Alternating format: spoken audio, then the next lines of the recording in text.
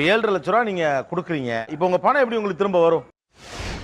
அறியாமையை போக்குறதுக்கு தான் படிக்கிறோம். அப்ப அந்த படிப்பறிவு இருக்கிறவங்களே ஏமாறுறீங்களே. இந்த உலகத்துல 7.5 லட்ச ரூபா காசை சும்மா ஒருத்தன் கொடுக்கவே மாட்டான். அப்படி இப்படின்னு அவங்க பேச பேச இதுவாயிடுச்சு. மாட்டை விற்றேன், வண்டியை விற்றேன், எல்லாத்தையும் விற்று 10 பைசா பிரயோஜனமே இல்லாத போயிடுச்சு. நம்பி ஏமாந்து பணத்தை தொலைத்தவர்கள் அப்படிங்கிறவங்க ஒரு பக்கம் இருக்காங்க. இன்னொரு பக்கம் சாதாரண பொதுமக்கள். பாய்ஸ் நல்ல ஆக்ஷன் பிளாக் மாட்டிருது, ஃபுல் என்ஜாய்மெண்ட் தான், வாங்கடா. என்ன நம்பி ஏமாந்தீர்கள்? RP, rice pulling, iridium. எவ்வளவு லூஸ் பண்ணிட்டீங்க இதுல? நாங்க எங்க ஃபேமிலியா யூஸ் பண்ணது பாத்தீங்கன்னா மோர் தென் 1.5 lakhs சார். அட கன்றாவியே. 6-7 கோடி ரூபா வரப்போகுது. அது ஃபுல்லுமே பாத்தீங்கன்னா கொஞ்சம் பிசினஸ் பண்ணலாம். அப்புறம் வந்து பாத்தீங்கன்னா ஒரு ரிசார்ட் வாங்கலாம். வேற லெவலுங்க, நீங்க வேற லெவல். அந்த அமௌண்ட் வாங்கிட்டு போனவங்க தான் அதுக்கப்புறம் அவங்க மொபைல் நம்பர் ஸ்விட்ச் ஆஃப். இன்னை வரைக்கும் அவங்களை கான்டாக்ட் பண்ண முடியாது. 3 years ஆச்சு. இப்போ 7.5 லட்ச ரூபா நீங்க கொடுக்குறீங்க. இப்போ உங்க பணம் எப்படி உங்களுக்கு திரும்ப வரும்? அது தெரிஞ்ச நாயா இங்க வர்றேன், தெரியாம தான் இங்க வந்து குத்த வச்சேன். இப்போ 7.5 லட்ச ரூபா கொடுத்ததுக்கு உங்களுக்கு லாபம் எவ்வளவு வரும்னு சொன்னாங்க? 5 year 6 year வரும் நாங்க. இல்ல அதுல என்ன சி அப்படி சொல்லி தான் சார் ஏமாத்துறாங்க. இந்த உலகத்துல 7.5 லட்ச ரூபா காசை சும்மா ஒருத்தன் கொடுக்கவே மாட்டான். நீங்க யோசிச்சு பாருங்களேன், நீங்க எவ்வளவு என்ன பேச்சு பேசினாலும் 7.5 லட்ச ரூபா காசை கொடுத்து விடுவோமா என்ன? நீ ரணகலமா சொல்லி என்ன உசு பெத்தி அளவப்ப, அதுக்கு நான் ஆள் இல்ல. பிஎல் பண்ணி தரேன், எங்கிட்ட எல்லா டாக்குமெண்ட்ஸும் வாங்கினாரு. 1 வீக் முன்னாடியே என்ன ஆச்சுன்னா எனக்கு ஒரு மெசேஜ் வந்துச்சு, 78,000 உங்களோட லோன் அப்ரூவல் ஆகிருக்கு, எல்இடி டிவி ஒன்று எடுத்திருக்கேன் அப்படின்னு சொல்லி எனக்கு மெசேஜ் வந்துச்சு. வர்றவன் பொருளையே எடுத்து அவனை போடணும்டா, இதெல்லாம் நீங்க வச்சுங்க. கடைசியில் என்னாச்சு? நீங்க பணம் கட்டினீங்களா கட்டலையா? இல்ல, இன்ன வரைக்கும் கட்டல சார். என்னோட ப்ரொஃபைலுக்கு எடுத்துட்டாரு. இதுக்கப்புறம் நான் எந்த விதமான இதுவும் அப்ளை பண்ண முடியாது. லட்டுல வச்சு நினைச்சியா தாஸ்? நட்டுல வச்சேன். அவர் வீட்டுக்கு போனோம், அவர் எடுத்து இன்னொரு பக்கம் விற்கிறாரு. அந்த கஸ்டமருக்கான தேவையானகளை நம்மள மாதிரி ஆளுகளை பிடிச்சிட்டு வாங்கி ஏமாத்தல. அதான் நான் ஏமாந்துட்டேன். அப்புறம் ஏன்டா கண்ணு கலங்குது? சரி சரி, முதல்ல ஒரு 5,000 கட்டி நீ கட்டினாக்கா நான் உனக்கு வந்து காந்த பெட்டு தரேன், உடம்புல படுத்த இருக்கிற வியாதி மொத்தமே பீஸ் பீஸா போயிடும், நாளைக்கு சுறுசுறுப்பா போயிடுது வழின்னு சொல்லி சொன்னாங்க. சுத்த நாரப்பேலா இருக்கீங்க ஏங்க. ஆனா உங்கள்ட்ட ஒரு காந்த படுக்கை இருக்கு. எங்க கையில ஒண்ணு இருக்குது. படுத்தா நல்லா இருக்கா? பிரச்சனை அது இல்ல. எங்க சார் நாங்க படுத்தோம், அதெல்லாம் படுத்தா குத்துது. ஹோட்டலுக்கு இட்டுன்னு போனாங்க, மீட்டிங் வச்சாங்க, 1.5 மணி நேரம் வச்சாங்க. அவனுக்கு நான் 1.5 லட்சம் சம்பாரிச்சேன், நான் 60,000 சம்பாரிச்சேன். நான் இங்க நிக்கிறேன், என்னோட BMW கார் வெளியில நிக்குது. அப்படி இப்படின்னு அவங்க பேச பேச இதுவாயிடுச்சு. மாட்டை விற்றேன், வண்டியை விற்றேன், எல்லாத்தையும் விற்று 10 பைசா பிரயோஜனமே இல்லாத போயிடுச்சு. இத்தனை பட்டு இன்னும் திருந்தலே குரு. ஆனா இது மாதிரி அப்ப எத்தனை தடவை நீங்க ஏமாந்துருக்கீங்க? நான் 5-6 முறை ஏமாந்துட்டேன் சார். நீங்க உங்க அட்ரஸ கொடுத்துட்டு போங்க சார். ஒரு ஆளு எத்தனை தடவை ஏமாறுவாங்க? மனுஷன் ஒரு தடவை ஏமாறல சுதாரிப்பான். நீங்க வந்து கமான் ஐ அம் அவைலபிள், மாடை வித்தாச்சு, அடுத்து நல்லா இருக்கு, வாங்க. நான் நல்லா பண்றனோ இல்லையோ, ஆனா நீ நல்லா பண்ற. உங்களோட ஆட்டிடியூட் எப்படி இருக்குன்னா, யார்கிட்ட டிஸ்கஸ் பண்ணிடுவோம், ஒரு ஆள் தெரிஞ்சிடக்கூடாது, நம்ம மட்டும் சம்பாரிச்சிருவோங்கிற ஒரு ஏமாத்து எண்ணம் இருக்கிறதுனால தான் ஏமாந்து போயிடுறாங்கன்றாங்க. சொல்ல அப்படி பச்சையா சொல்ல முடியாது, ஒரு யூகமா சொல்லலாம். பெரியவராவது கொஞ்சம் நாலேஜ் இல்லாத சார், படிப்பறிவு இல்லாதவர். அவர் ஏமாந்தாருன்னு சொன்னா சரி, ஓகே, ஏத்துக்கலாம். நீ என்ன தம்பி படிச்சிருக்கீங்க? Textile engineering. என்னடா சொல்ற? என்னால நம்ப முடியலையே. ஒரு இன்ஜினியர் வந்து 7.5 லட்சம் ரூபாயை வந்துட்டு ஏதோ ஒரு பானையை போட்டு ஏமாந்துருக்காரு. தெரியும், சூது நானும் எங்களுக்கும் தெரியும். அந்த இடத்துல போய் உட்கார்ந்து அந்த இடத்துல அவங்க பேசும்போது நம்மளால யோசிக்க முடியாது. அதுதான் உண்மை. இது இன்ஜினியரிங் படிச்சிருந்தாலும் சரி, படிக்கலனாலும் சரி. இந்த மாதிரிலாம் வேணாப்பா, காது குத்திட்டாங்கப்பா, பாருப்பா. ஏமாறுறது வந்து அறியாமையில தான் தம்பி ஏமாறுறாங்க. அறியாமையை போக்குறதுக்கு தான் படிக்கிறோம். அப்ப அந்த படிப்பறிவு இருக்கிறவங்களே ஏமாறுறீங்களே. அப்ப அது உங்க மேல கோவம் தானே படணும். அடிச்சால செத்துருவேன். இந்த உடம்பு எதுவும் தாங்குற உடம்பு. இது வந்து பாத்தீங்கன்னா களிமண் கோட்டட் ப்ராடக்ட்னு சொல்லிட்டு, அது சாக்ஸ், இன்னர்வேர், அந்த மாதிரி இதெல்லாம். என்ன ப்ராடக்ட் சொன்னீங்க? சாக்கா?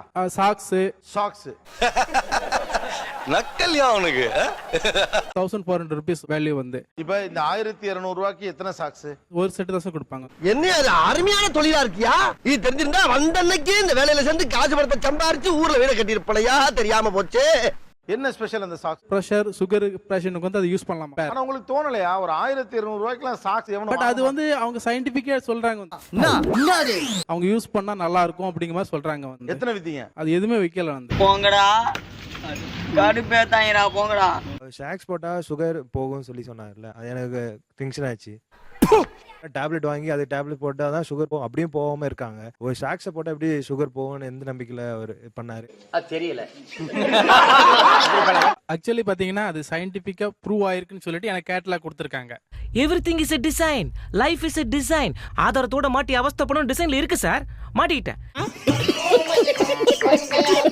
சாக்ஸ் யூஸ் பண்ணியாச்சுன்னா அந்த சுகர் கண்ட்ரோலா இருக்கும், பிரஷர் கண்ட்ரோலா இருக்கும் சொல்லிட்டு தான் எனக்கு வந்து மார்க்கெட்டிங் பண்ணிருக்காங்க.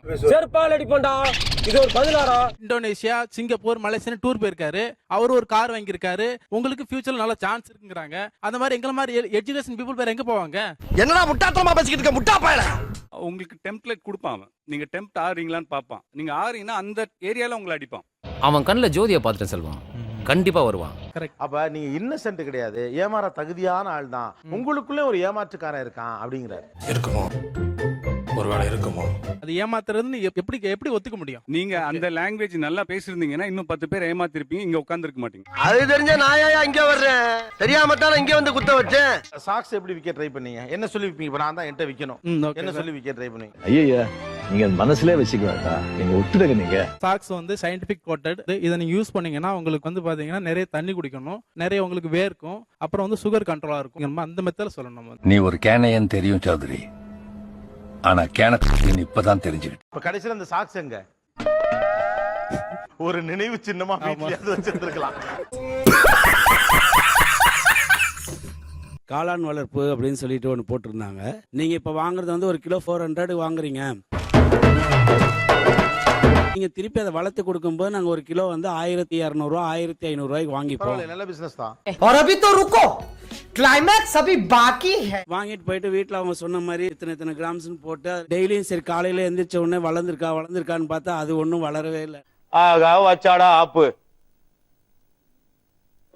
ஆப்புன்னு நினைச்சுக்கிட்டேன் நானு. அதுக்கப்புறம் நாங்க அங்க போயிட்டு கேட்டா என்ன சொல்றாங்க, நீங்க சன்லைட்ல வச்சீங்களா அப்படின்னாங்க. இல்லையே சித்தப்பு. திருப்பி நாங்க வந்து அதை எடுத்து சன்லைட்ல படுற மாதிரி வச்சிருந்தோம். வாட்டர்ல ஒரு மாதிரி அனீசி ஆகி ட்ரை ஆயிடுச்சு. அப்ப போய் கேட்டோம், சன்லைட் அப்படியே டைரக்டா வச்சிட்டீங்களா? அப்படியெல்லாம் வைக்க கூடாது, ஒண்ணும் பண்ண முடியாது, திருப்பி வேணா நீங்க புதுசா வாங்கி நாங்க சொல்ற மாதிரி பண்ணுங்கன்னா ஆளை விடுங்க சாமி, நாங்க வரோம் அப்படின்னு சொல்லிட்டு வந்துட்டோம்.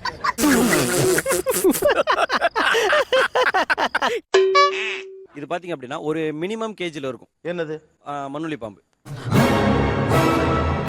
2 கிலோவா உங்க கையில கொடுப்பாங்க. யாரு? ஒரு பர்சன். இப்ப நீங்க சொல்லலே ஏதோ எங்கிட்ட விற்க போற லெவலுக்கே சொல்றீங்க. அது ஒருத்தர் கொடுப்பாங்க, அது 2 கிலோ இருக்கும். எனக்கு பைத்தியமே பிடிக்கிறதுப்பா. எப்படி இப்படி யோசிக்கிறீங்கன்னு எனக்கு புரியல. மண்ணுளி பாம்பை வாங்கி என்ன பண்ணலாம்னு போனீங்க? 2 கிலோன்றத 4 கிலோவா வளர்த்து கொடுத்தா நீ 25,000 கொடுத்து வாங்கின அப்படின்னா ஒரு 1.5 லட்ச ரூபாய் வரைக்கும் நீ சம்பாதிக்கலாம். என்னடா சொல்ற? என்னால நம்ப முடியலையே.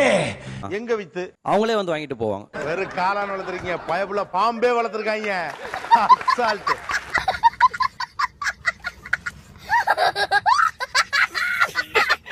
ஓகே, அதுவும் வளர்த்துருக்கீங்களா? தெய்வமே. அண்ணே கொஞ்சம் சும்மா இருண்ணே, இது நம்ம பிரசித்தி குக்கர். ஃபைனலா அது வளர்ந்துச்சா? எப்படி ஏமாந்தீங்க நீங்க அதுல? அதுக்காட்டி நான் வளர்க்குறேன் நல்லா வளர்க்குறேன்னு பந்தா பண்ணியிருந்தேன் ஊர்ல. நான் 5 வச்சுக்கிறேன் 10 வச்சுக்கிறேன். ஒருத்தன் தட்டின்னு போட்டான், திருட்டின்னு போட்டானுங்க வச்ச இடத்துல இருந்து. ஆனா அது கண்டிப்பா 750 கிராம்ல இருந்து 1.25 கிலோ வரைக்கும் மட்டும்தான் சார் வளரும். அதுக்கு மேல 1 கிராம் கூட சேர்த்து வளராது. நான் 5-6 முறை ஏமாந்துட்டேன் சார். அது எப்படி ஒருத்தர் ஒரு தடவை ஏமாறலாம்? ஒண்ணுத்துல போனா ஒண்ணுத்துல லிங்க் ஆச்சுன்னா முன்னேறலாம். உங்க அட்ரஸ கொடுத்துட்டு போங்க. நக்கலு